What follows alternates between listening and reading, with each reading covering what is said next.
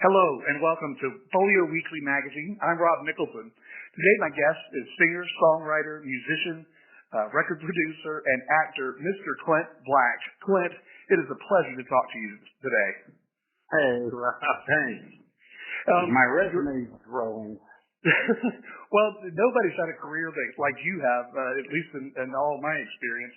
And I wanted to go back a little bit.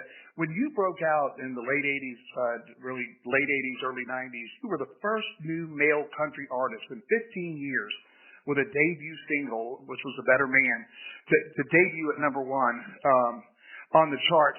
What a way to say hello, and how's it been going for you, Clint? Well, it's been a rocket ride that, of course, leveled off, like, all careers do.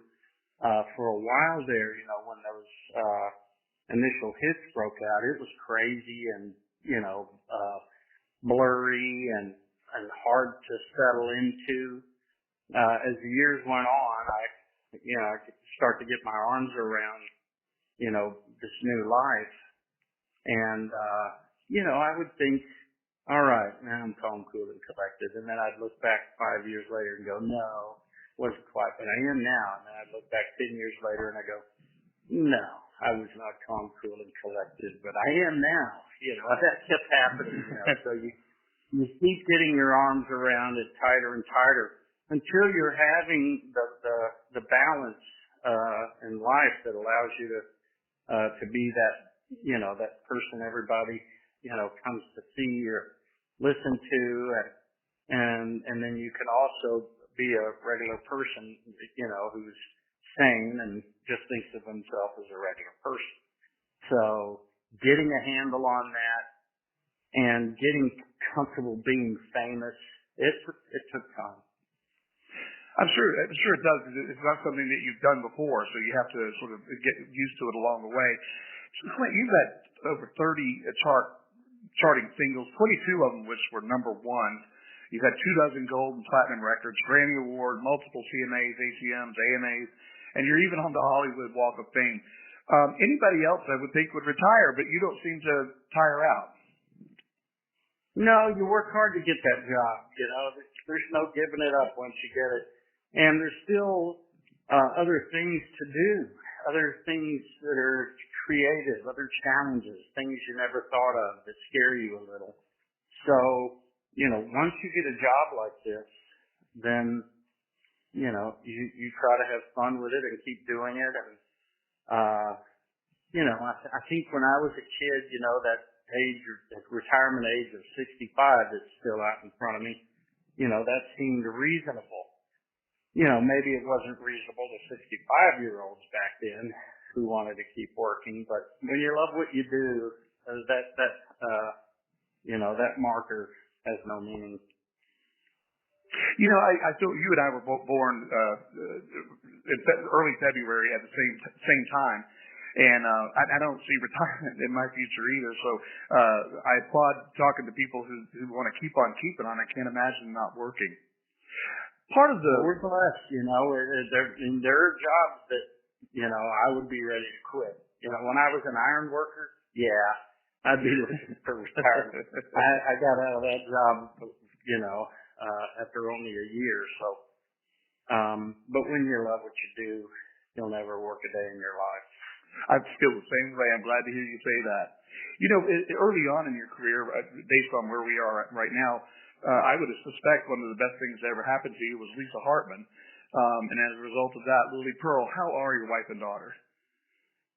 Oh, they're just great. We did that tour together. They won't be out with me this spring and summer, but I don't get homesick when they're on the road with me. So I'll be homesick in Jacksonville, but the audience will cure me of that. They're doing great. We're such a lucky little family. We're really tight. We love being around each other. Our daughter likes us, so it's great. That's unusual these days, I think, for some people. You mentioned the show. Clint will be here at the Florida Theater on Sunday, April 16th. That show starts at 7 o'clock. There are a few tickets available, and you can get them at thefloridatheater.com. Just go to Clint Black. Clint, can you tell me how about the show? You're on a solo show. Tell me about it. Are you just kind of doing the hits, or tell me more? Well, back in the early 2010s, we stripped everything down to just four of us, and we were just using acoustic guitars, drums, and bass. And we just, we turned the stage lights on until we were done, then they're off. I did that for a while, and at one point, my agent said, "Okay, enough of that," and he said, "We think you ought to get back to the full band and, back to some, production value." And I thought, okay, yeah, I'm bored with this now anyway. So then my production manager, lighting director, said, "I think we ought to carry some stage video screens." Well, my experience with those had been from years prior, where they were real glitchy and they were undependable. And so I said no. And then he came back around and goes, "Well, listen, let me tell you how they are now." And he convinced me to carry stage video screens. So then, well, what are we going to put on them? And so I talked to my manager about hiring producers, stage video producers, and that seemed tedious and very expensive.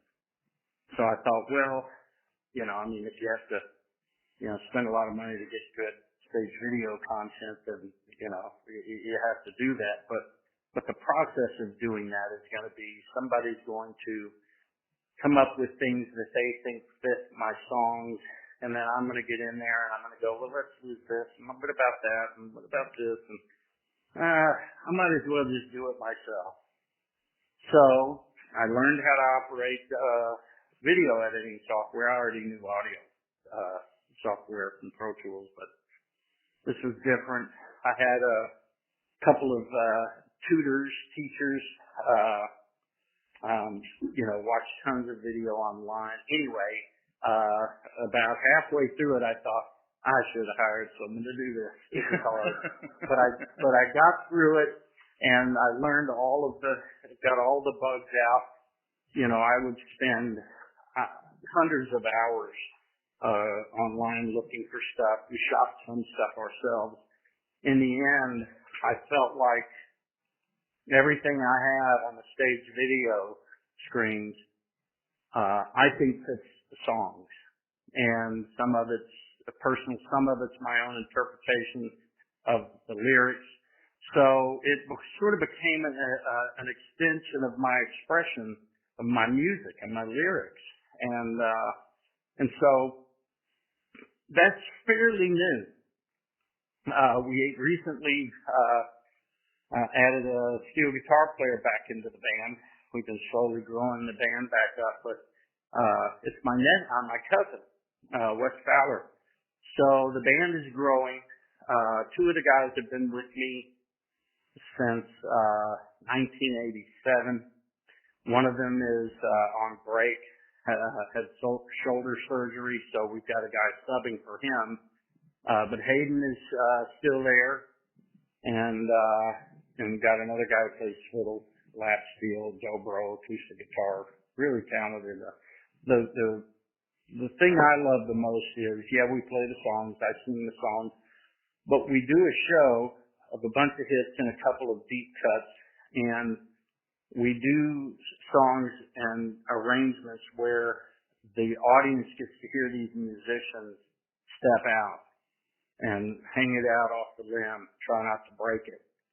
So if you like the song, if you like my singing, you're going to get all that. If you really like music, you're going to get to see some amazing musicians really, really killing it, really, burning the house down. And so I'm proud of the show. When we're intimate with the theater shows, you know, I talk just a little bit more here and there with some funny things that we get some good laughs with. So there's some good humor in the show too. I think we have a lot of laughs. Man, it sounds so exciting and a full night of entertainment. You mentioned Hayden Nicholson, and you collaborated with him, and I've always had a softer place in my heart for singers who write their own songs, and you are one of them. In fact, I think at times you've insisted on it. Can you talk a little bit about? Can you talk a little bit about you and Hayden? I mean, y'all have been at it together for years. Yeah, we met in '87, and I was impressed with his guitar playing. He said, "What do you do?" And I said, "Well, right now I'm trying to find an affordable way to make some demos of my songs."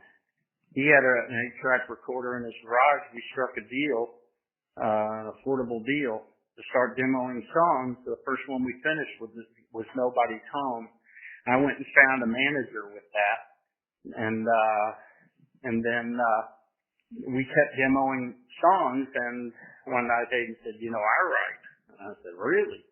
He goes, "Yeah, I've got this arrangement here I came up with," and played me something. And I had written 4 lines the night before, just straight out poetry, no music. And I said, "Play that again." And when he did, I sang those lines to his chorus. And that turned out to be Straight from the Factory, which was the first song on Killing Time. And so we knew that we were a good match, and we started writing more. We wrote Better Man, you know, Walking Away, and, you know, some things that didn't end up on the first album but would come out later. And then we're driving to a gig on the north side of Houston. I'd already gotten the record deal. We'd already cut some songs. We're just waiting for stuff to happen, and it's taken a while.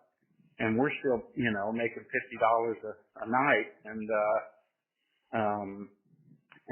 talking about how slowly this big wheel turns in Nashville. And I said, "Well, I hope it starts turning soon, because this Killing Time is killing me." And we looked at each other, we knew, oh, that's a song. So it just kept going like that. And once we hit the road with Killing Time, you know, the writing stopped. And I made a point of not writing on the road, because I felt like, number one, go out and live, go have some experiences, get some input, and then you can go back to output. So we didn't write on the road except for one song when his mom was sick, and we wrote Where Are You Now? And that would be on the second album. And, you know, it's just only one other occasion we wrote on the road. We had some time off in a hotel in Toronto and in a blizzard. And we wrote A Good Run of Bad Luck and Tuckered Out that night. Wow. But for the most part, we would work the road, we'd get off the road and write. And then, you know, I always had about 30 songs that I've written myself or with him.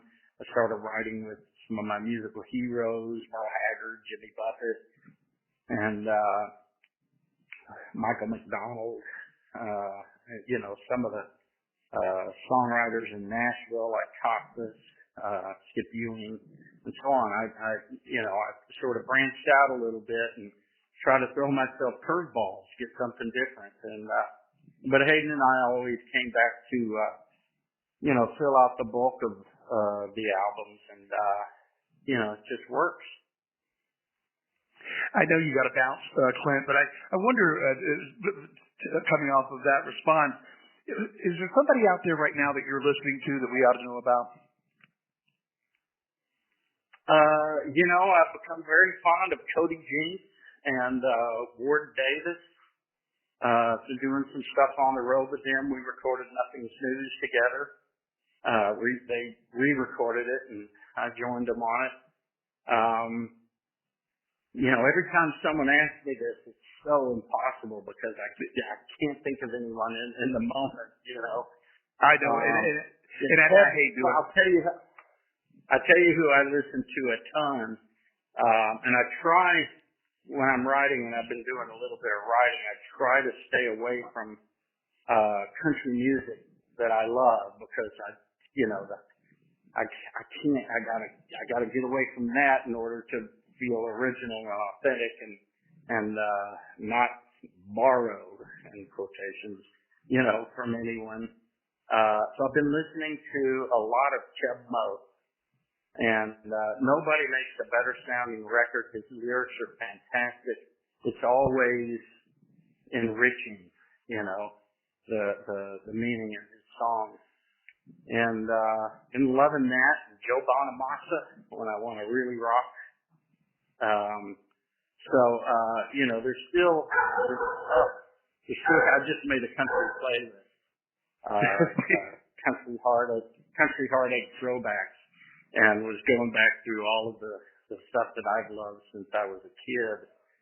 And listening to some old Eddie Raven, I Should Have Called, and John Conley. So that's kind of the only, when I'm doing any writing, that's my what do they say, guilty pleasure. I try to stay away from the current stuff because if I don't know it really, really well, then it's harder for me when I'm writing to go, that's not mine. You know what I mean? I do. Yes. I have to know that I just created that. I didn't steal it. But it's coming right from you. Hayden and I, for years, we'd be writing stuff, and we'd look at each other and go, "That's something." And he'd go, "Yeah, what is that?" I'd go, you know what that is? That's the Eagles. That's the Iron Eye. And we have to stop what we're doing and get away from it, That's a great point. Yeah. So, Clint, the bell will get out over here. Clint, real quick, I forgot to mention, and to our listeners and readers, you do a weekly talk show called Talking Circles with Clint Black. You're in your third season. It airs on WSM AM 650, which can be heard around the world. I don't know how you do it. No. It actually airs on Circle TV, which airs the Opry, and we come on right after the Opry. So that confuses people sometimes. But it's on. It's Talking in Circles. We're taping our fourth season, so the third season is out there. Tons of great guests, and it's a one-on-one conversation, really well produced. And we talk about things that we talk about backstage. So it's not a promote your latest album or book or movie. It's really kind of in the weeds, talking about this stuff the way we talk about it as musicians or actors. That's great. And then I'd be remiss if I didn't talk about Clint Black's Cowboy Coffee. You're going to bring some with you to Jacksonville. Always. Actually, we'll have some that will be at the merch table, so people can grab some while they're there. And guess what? It's fresh. You buy that stuff in the grocery store. It may have been sitting there for a year, but this stuff will be about 4 weeks old, and you can tell. Can't wait to try some, Clint. Clint Black will be at the Florida Theater on Sunday, April 16th, and that show is at 7 o'clock. Again, you can get your tickets at floridatheater.com. Florida Theater does not sell through other ticketing offices. They sell direct, which is a savings to everybody. Clint, thank you so much for joining us today. We can't wait to have you in town. I enjoyed it, Rob. Thank you. Well, looking forward to Jacksonville. And for Folio Weekly Magazine, I'm Rob Nicholson.